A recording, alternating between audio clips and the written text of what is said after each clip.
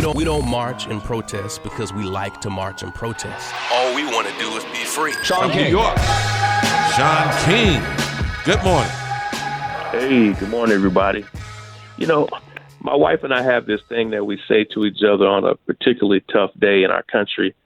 I might say to her, like, wow, it was a tough day. And then she'll say back to me, it was a tough week. And I'll say a tough month, and she'll say a tough year. And we go back and forth like that. And it's true. I was going to say it's been a tough few days for our country, but the truth is it's been tough for a while now. And, of course, each of us, we've all had beautiful moments and beautiful days.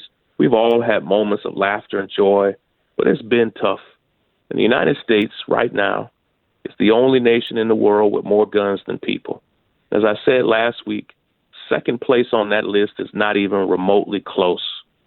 Experts estimate that we have over 350 million guns in circulation.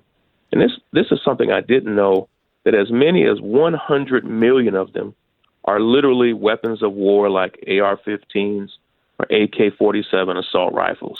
I had no idea the number was that high with the assault rifles. They were designed for fast, mass human carnage in war. They don't require skill. They don't require licenses. They don't require training. They don't even require registration in most states.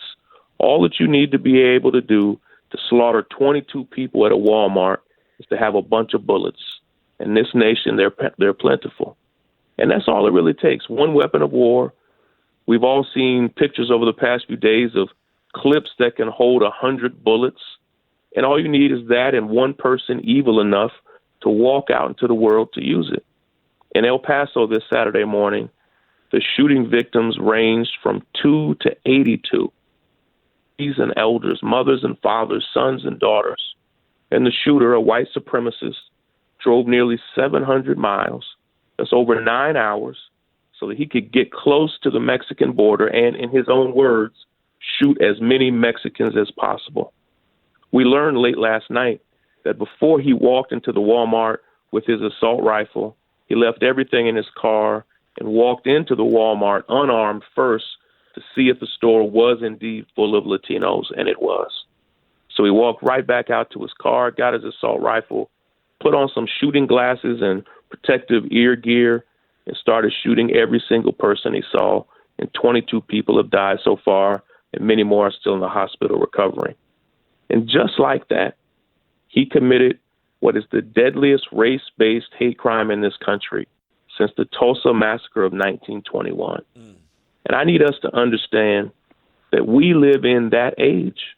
We live in the age of the deadliest hate crime in nearly 100 years. It wasn't in the 50s or 60s. It was in 2019.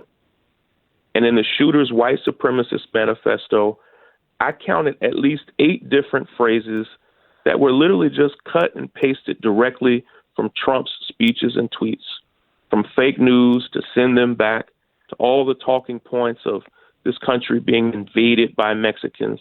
His manifesto was literally just a mashup of Trumpisms. That's why last night Congressman John Lewis was right when he tweeted that this all can and should be laid at the president's feet. But right now, the nation still really feels helpless. Trump's in the White House, and conservatives control the Senate, and they refuse to do a single thing about guns. They refuse to do a single thing about the minimum wage or about health care. They refuse to do a single thing about voter suppression or Russian interference in our elections. But here's the thing. We have power, and we can do something about this, and we have to. And yes, a big part of what we can do is to defeat Donald Trump. And I think that's where most of the energy and certainly all of the eyeballs are right now.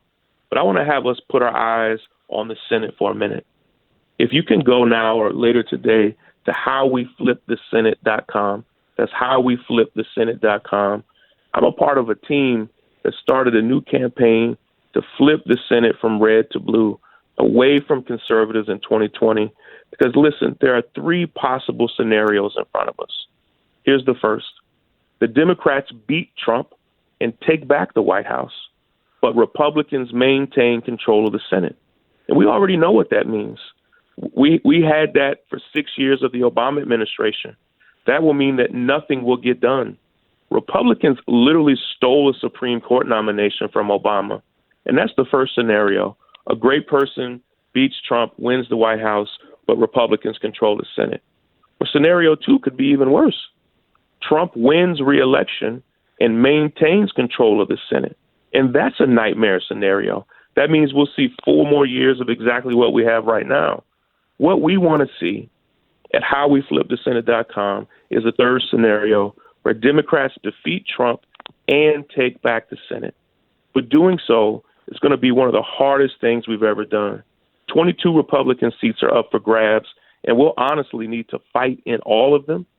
But we're going to have to win in North Carolina, in Kansas, in Colorado, Louisiana, in Georgia. It'd be great if we could beat Mitch McConnell in Kentucky, and we can do it. But we have to organize and fight like our lives depend on it, because they do. I've got to run, but you can check out the details at howweflipthesenate.com. Let's get to work. We have 15 months to do this. I think if we organize in 15 months, we can do damn near anything. Let's go. My friend Royce West is running for U.S. Senate in Texas. Oh, yeah. Oh, absolutely. And, he's already gotten so many great endorsements from people across the state. Like, we have to organize behind somebody and win, and I know we can do it. And Shaun, people are kind of overwhelmed now, and with the violence and everything. But as you say, absolutely, we kind of have to hyper focus and really get focused on a number of races. But certainly, as I said before, the fish rots from the head, and just focusing on a lot of those races. Kentucky is one, not only Texas, but Kentucky, of course. Mitch McConnell is up for re-election. Yep. And there are a number of those places. States aren't impossible. Yeah. They're not, Sybil. Like, we can win in those. I don't think we've ever fought for 15 months to win one of those races. Right. Like, if we organize 15 straight months, I think we can do it. I really do. And fight like it, our lives are, dependent upon it. And they are. Yeah. They are. Absolutely. Yeah. Absolutely. We can do it. All right. Appreciate y'all. All right, Shaun. Appreciate